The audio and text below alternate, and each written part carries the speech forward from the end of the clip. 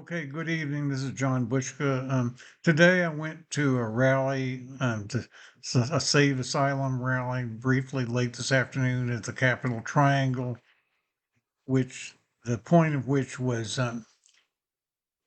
to oppose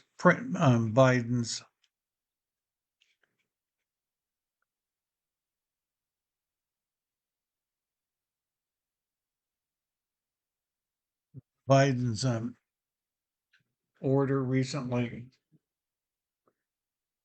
signed a couple days ago, limiting illegal crossings to seek asylum when the 7 day moving average border crossings is over 2,500, or and there are a few exceptions when there are extreme hardships, and of course this can raise questions about um, severe hardships in countries like Venezuela, Colombia, particularly where uh, some things recently have been really bad. So I can understand the demonstrations, but I can also understand the volume of illegal people here illegally, the problems in winding up in major cities and having to be housed, and to the point that New York was even asking people if they would rent their rooms to them or something. It's been pretty kind of out of control. So I understand why this would be a talking point on the right in the election. So Biden took this action to reduce the problem. Of course, it's going to result in some protests. Just a few other pictures, and I'll show you a few videos that I took. Um, there's another one, and then a couple pictures near the Supreme Court, and there wasn't there wasn't very much going on at the Supreme Court today. So let me just show you. I'll show you four videos, and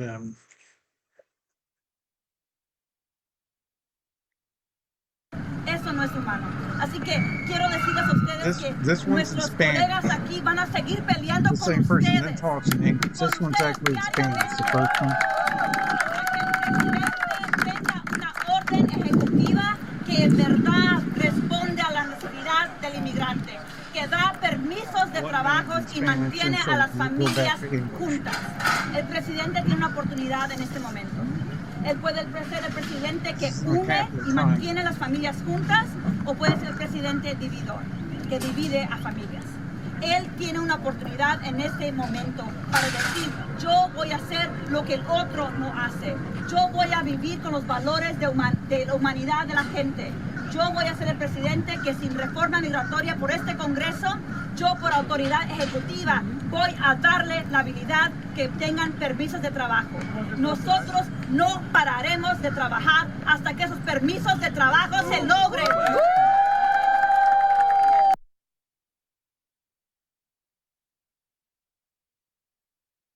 And then Congressperson fighting for immigration video. reform. And I will say this to you: deterrence has never ever worked. People will continue to seek asylum because they are escaping desperate situations in their home countries. Leaving them stuck on the Mexican border is not going to change the circumstance that they need to seek asylum. We have to understand that to get to the root cause of migration, we have to understand what's happening in these countries and partner with those communities to make sure that people have what they need. This is exactly why I will continue to fight with all of you, organizing together so that we actually have executive orders that honors people's humanity, executive orders that keeps families together, that extends parole in place for the 1.2 million households that make up 10.6 million U.S. citizens in those homes.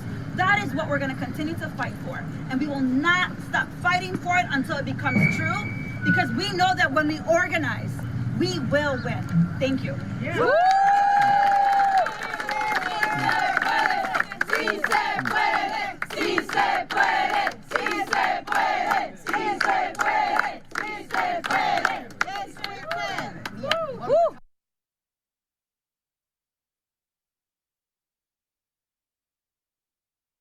I saw There's another speaker.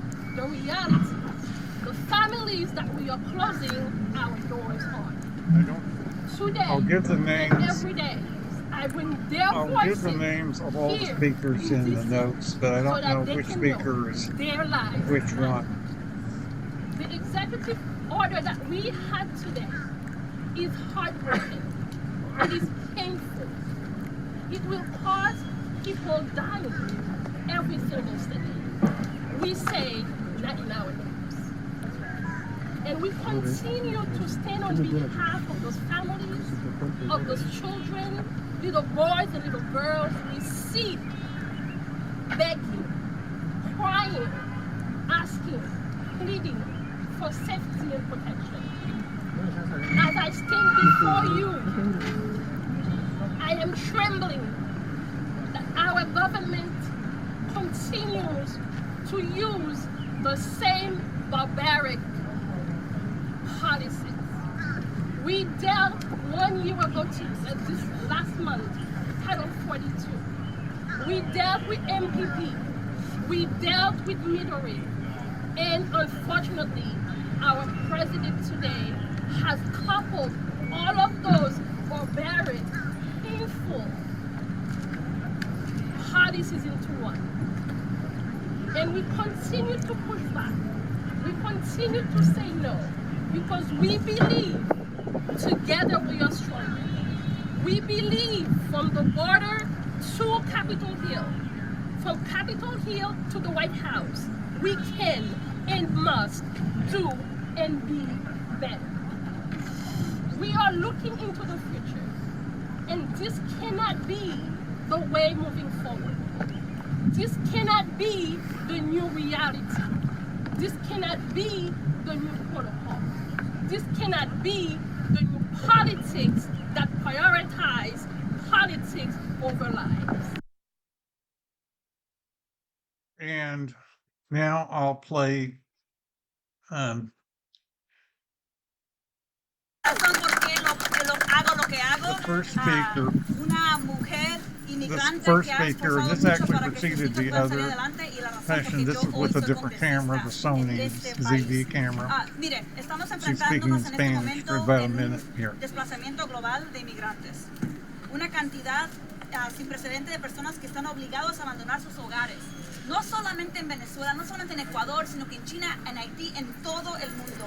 Y es porque estoy tan decepcionada de la orden ejecutiva que hemos escuchado. Porque como dijo la congresista Jayapal, nosotros hemos estado organizando por mucho tiempo aquí para reforma migratoria para todos.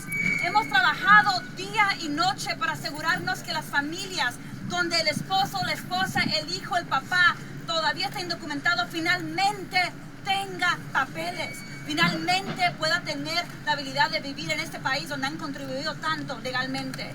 Esta orden ejecutiva es literalmente...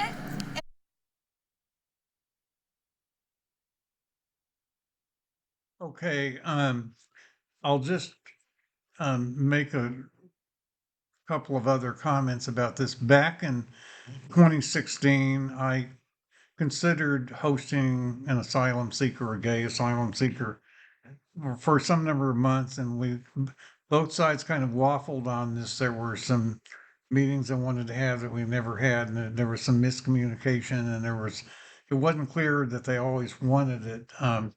There was actually a very critical a meeting in the Carnegie Center, I think it was in early October 2016, where I thought they would ask for it from homeowners, but they didn't. So I never wound up doing it, and I wound up selling the house and moving into this condo. So I've never done it. It would have been a good thing to say, to have done if I could have pulled it off. But this was a big issue in 2016 when Trump won the election. It still continued, but it became more challenging to consider doing it. But I do remember that period about 8 years, a little less than 8 years ago, before the first Trump election. So that's what I have today, and there'll be some more stuff about the books and film proposal soon. And I do thank you for listening.